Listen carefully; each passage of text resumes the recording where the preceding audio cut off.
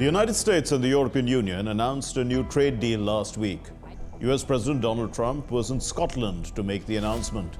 But during the press event, a reporter asked an unexpected question. Mr. President, was part of the rush to get this deal done to knock the Jeffrey Epstein story out? Oh, you got to be kidding with that. No, had nothing to do with it. Only you would think that. That had nothing to do with it. Trump denied that the trade deal was a distraction from the growing questions around his connection with Jeffrey Epstein. So what exactly are the Epstein Files? Why are they making headlines again? And is Donald Trump really involved? Hello and welcome to Connecting the Dots. I'm Patrick Lynn. Let's break it all down.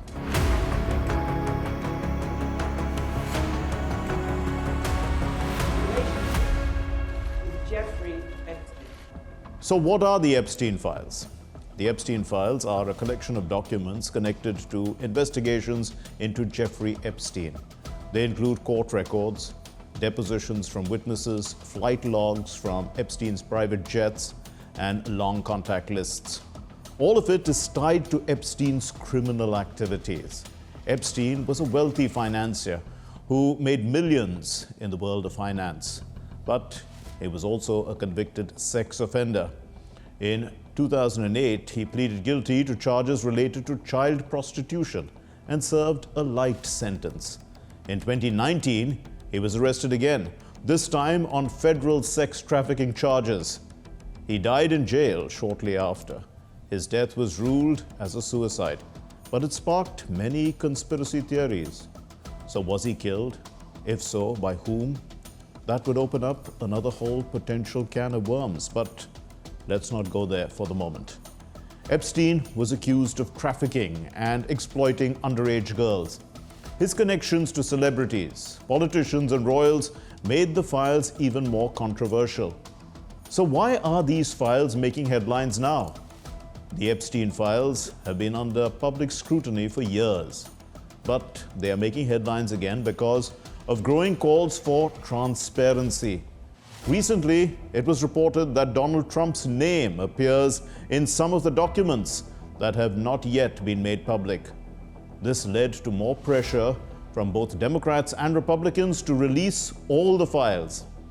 But the Justice Department has said that some of the unreleased content contains highly sensitive material, including child pornography and the victims' identities. They argue that, for privacy reasons, they cannot make everything public. They also clarified that there is no client list and no basis for further investigations into people not already charged. So what exactly is Trump's connection with Epstein? Trump and Epstein were socially linked in the 1990s and early 2000s. They attended events together and shared mutual friends. Epstein's contact book, which has been made public, included Trump's phone numbers. There are also photographs of them together. In a 2002 interview, Trump even called Epstein a terrific guy. However, Trump later said that he had a falling out with Epstein and had not spoken to him for many years. The Wall Street Journal last week reported that Attorney General Pam Bondi informed President Trump in May that his name appeared in the Justice Department's Epstein-related documents. The White House officials have not denied that his name is in the files. It is important to understand that simply being mentioned in the files doesn't mean someone is accused of wrongdoing. The Justice Department has stated that the references to Trump and others are often unverified hearsay. They have found no credible evidence of criminal conduct that would warrant further investigation or prosecution for Trump in connection with Epstein's crimes. Trump has publicly denied being informed about his name appearing in the files, though senior officials have confirmed he was briefed. No, I was never briefed. No. President Donald Trump called the Wall Street Journal a pile of garbage after it reported that his name appeared on a 2003 personal note to Jeffrey Epstein. The president responded that that letter was fake. Saying you did not write a letter for Jeffrey Epstein's birthday? I don't even know what they're talking about. Now, somebody could have written a letter and used my name, but that's happened a lot. The Journal reported that the letter was one of several included in a leather-bound album meant to celebrate Epstein's 50th birthday, about 3 years before sex abuse allegations emerged against the financier. He has also tried to shift the focus to other individuals, like former President Bill Clinton, saying they had more extensive connections or visits to Epstein's private island. The public and political pressure for full transparency regarding the Epstein files continues. The demand for full transparency isn't going away. The Justice Department says it may still release more material, but only if it can protect victims and sensitive data. Meanwhile, Ghislaine Maxwell, Epstein's longtime associate, has been subpoenaed to testify before the US Congress. She is currently serving a 20-year sentence for her role in Epstein's crimes. Lawmakers say her testimony could help uncover how the US government handled the Epstein case and what may still be hidden. The debate about balancing transparency with privacy is ongoing. So here's the big takeaway: the truth matters. The public deserves answers. And in the case of Jeffrey Epstein, justice is still a work in progress.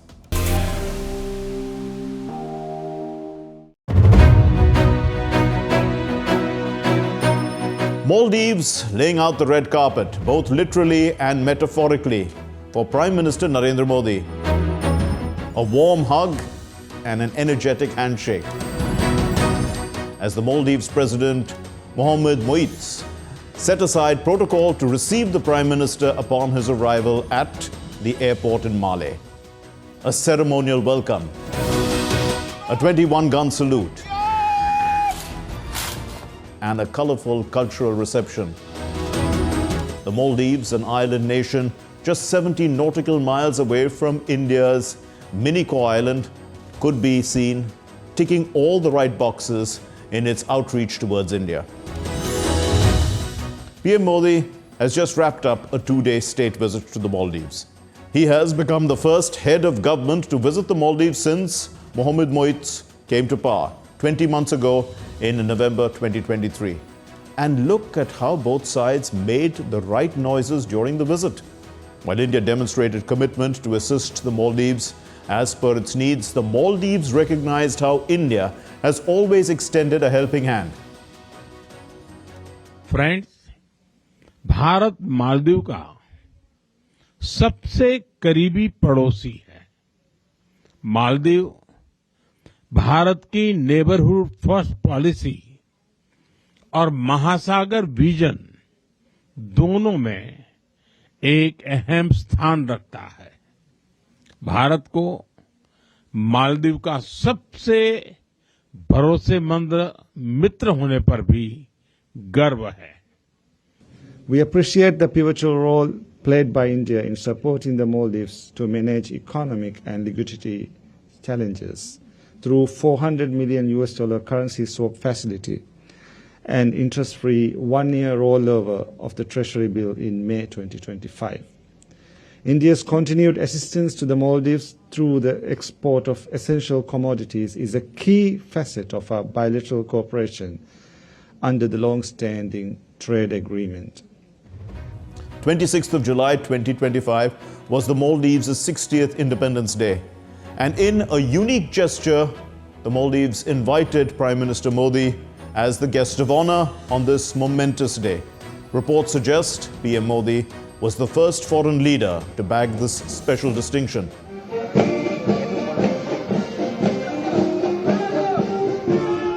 By the time PM Modi departed from Republic Square, the Independence Day celebration venue, for the airport to make his way back to India, he had wrapped up quite a substantive visit.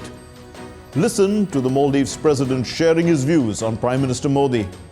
He's a wonderful person who's very fond of building the relationship between its neighbors, India's neighbors, and Maldives and India has a very good relationship that goes back centuries, and with his leadership and cooperation between our two countries, between the two governments, I'm sure it's going to be prosperous, even more prosperous in the days ahead.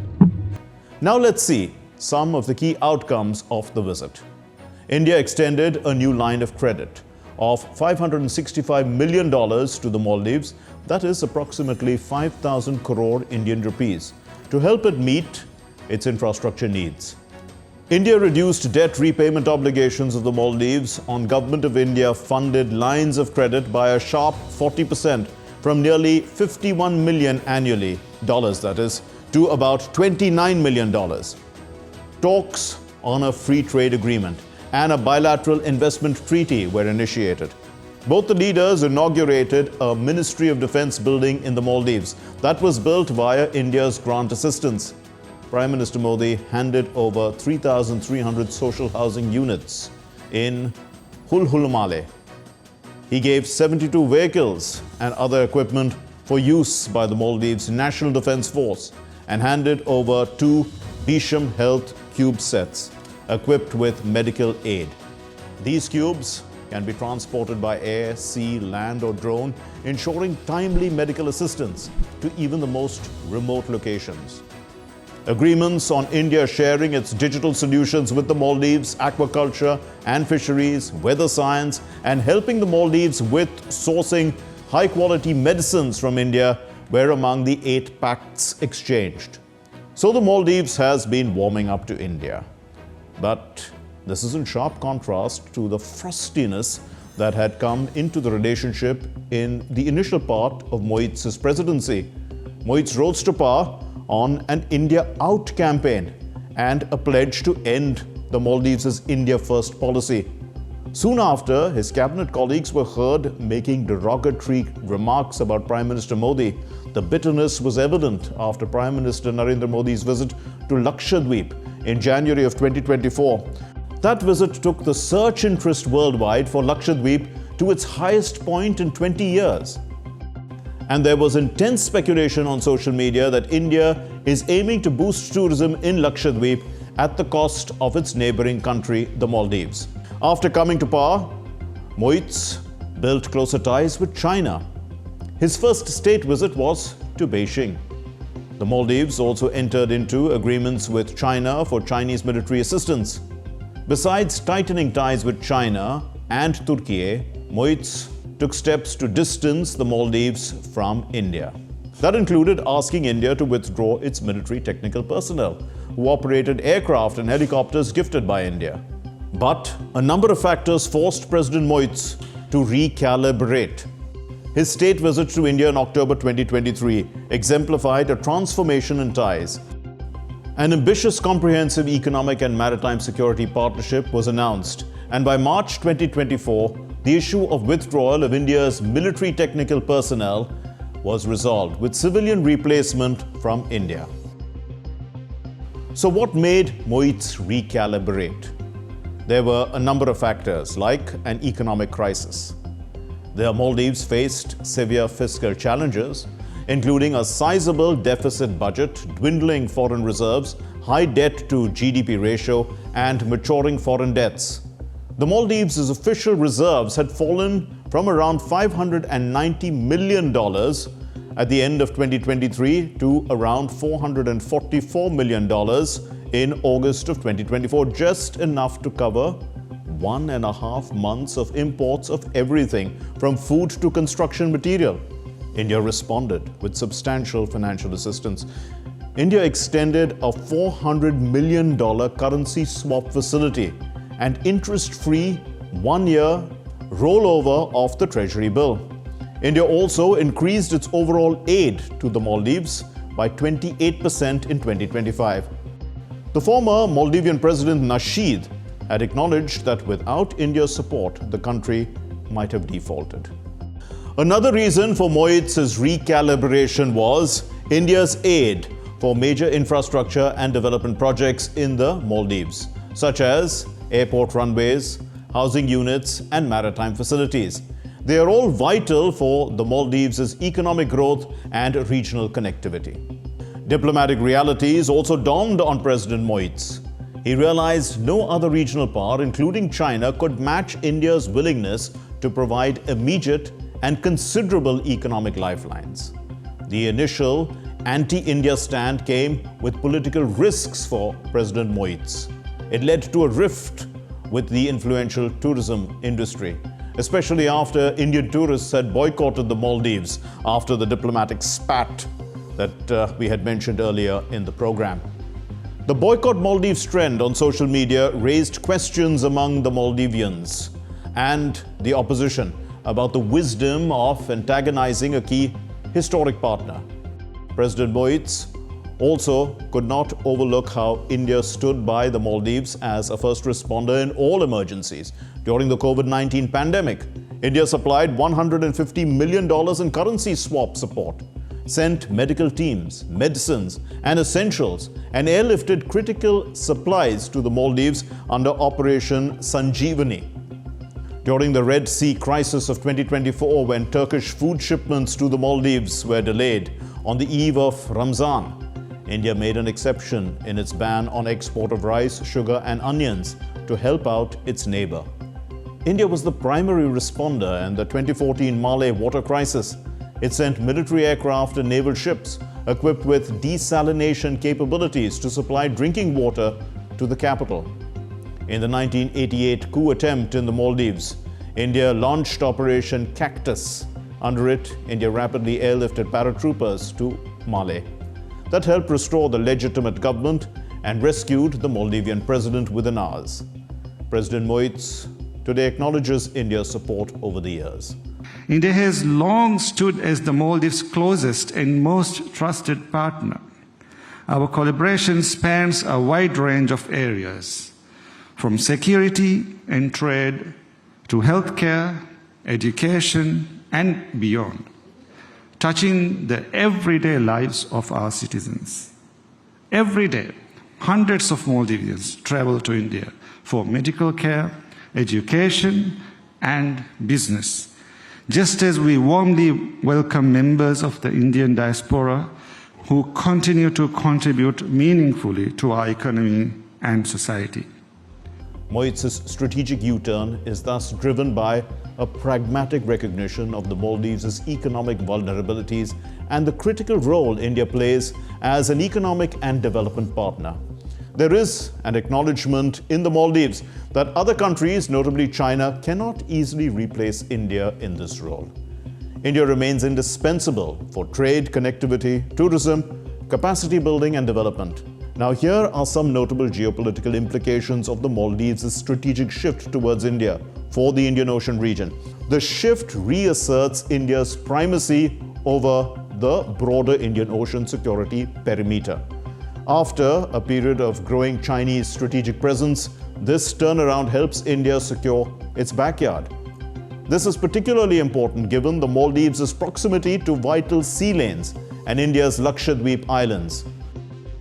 Moitz's policy reversal is also a blow to China's string of pearls strategy. That is, its network of port and infrastructure investments meant to expand influence and secure maritime access. While China remains the Maldives' largest bilateral creditor, the renewed closeness with India complicates Beijing's plans for deeper security or surveillance roles in the region. So while China's support for the Maldives remains, India's proximity and its willingness to stand by the Maldives through thick and thin has proved decisive in influencing Moitz's recalibration and the resultant turnaround in India-Maldives ties. That's all in this edition of Connecting the Dots. We'll see you in the next episode with more raging issues. Until then, it's goodbye from all of us here in the Delhi newsroom. This is Mark Lynn signing off. Take care and stay safe.